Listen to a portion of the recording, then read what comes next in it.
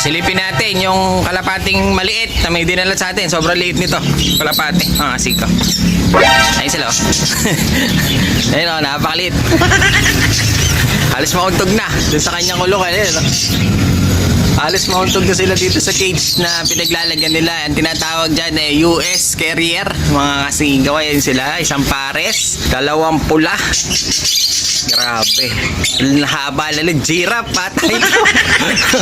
Parang giraffe kasi katignan dyan naman. Yung tuka, sobrang haba. Yung ilong, sobrang laki. Yung talukap, ang lapad. Mga singko. Tingnan mo. Mukha silang tuko. Parang tikling mga singko yan, no? Tingnan mo, hindi pa nakabend. Nakabend pa yung kanilang mga paa. Dahil pag yan dumiretso, sigurado untog sila. Hindi sila kasya dito.